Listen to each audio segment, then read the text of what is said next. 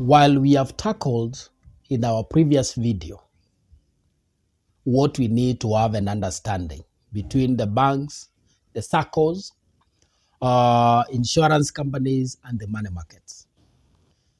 Now we have to agree. We have money markets that are sitting, or money market funds that sit with the banks.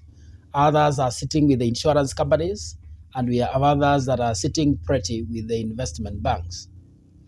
Now, we have to look at what we need to consider when you are comparing or when you are choosing where to put your money or which money market fund to put your money or use as your investment.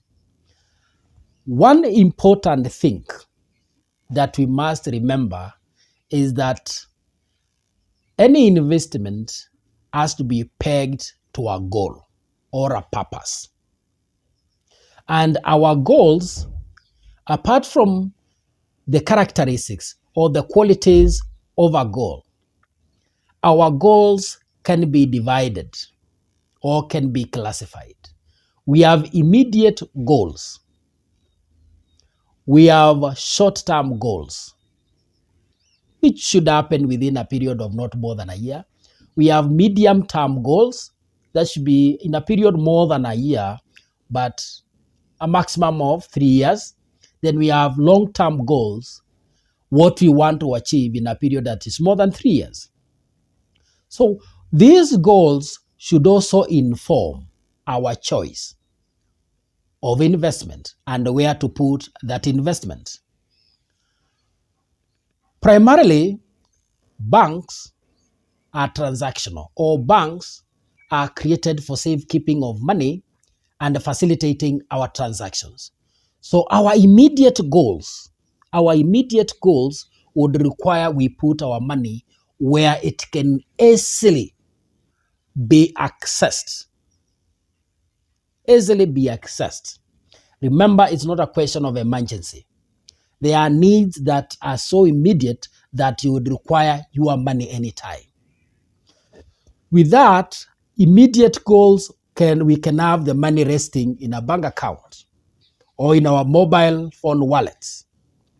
But an MMF will be a perfect holding point, will be a perfect holding account for those amounts that need to wait as we get to know where to put the money. So a perfect place to rest our savings would be a point where we are not only protecting the money we are saving, but we are also cushioning it against loss of value as we think of where to invest. And that perfectly suits a money market fund.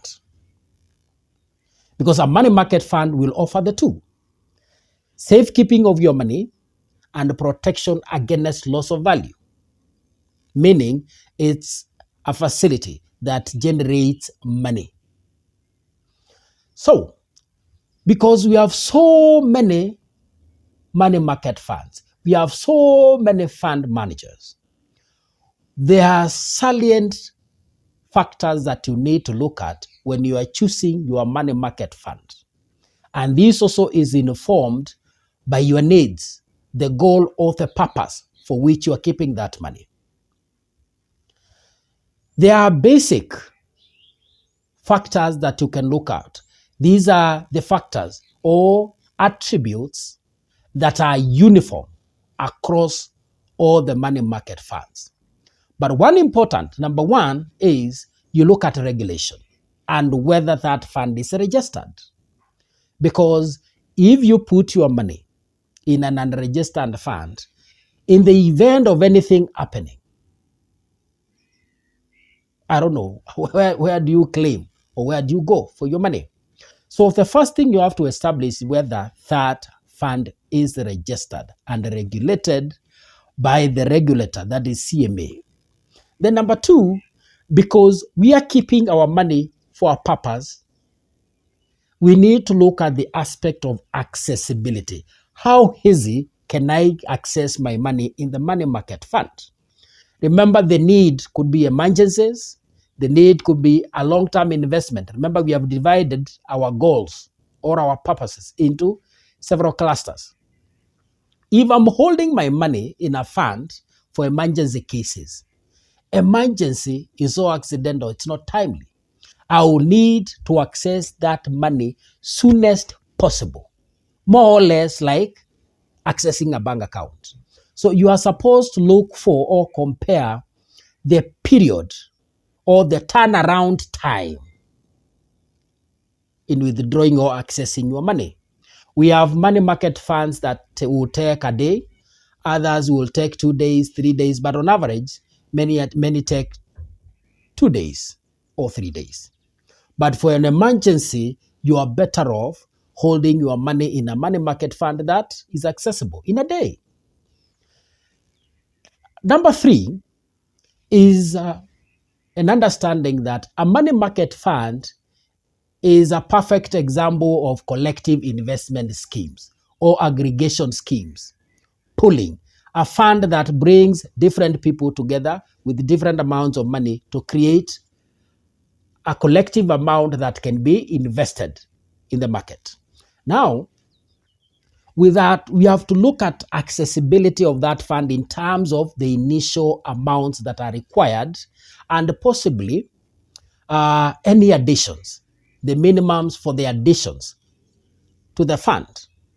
We have the existing funds, we have some with an initial amount of 100 as minimum as 100 shillings, meaning they are accessible by many. So depending on your sources of income and the amounts that you have available for investment, that is a salient feature to look for. Look at a fund that suits you. Another thing you look at is the anchor sector, because the anchor sector also determines, especially in terms of the charges. So you have to determine whether this fund is anchored in the banking sector, whether the fund is anchored in the insurance sector, or is purely anchored in the investment sector, because that with it brings other many factors. Number 5, we are looking at the costs of that investment. What are the charges? What are the fees? How much or what is the percentage of the management fee? Do they charge an initial investment fee? Do they charge ledger fees? Because some of these are attributable to money market funds that are rested in the banking sector. Others would apply to those that are rested in the insurance sector. But generally, that is an element that you have to consider, because these fees, the initial investment fees, eat into your investment amount, while the ledger fees and the management fees eat into your returns. Another element that you look at is the tenure of the fund itself. For how long has this fund been in existence? For how long have they operated? For how long have they been generating or building wealth for people? That is a very important factor when you are looking at elementary risks. Then it's another factor you're going to look at is your need or your purpose, and match it with the provision of the fund itself. So basically, those are basic,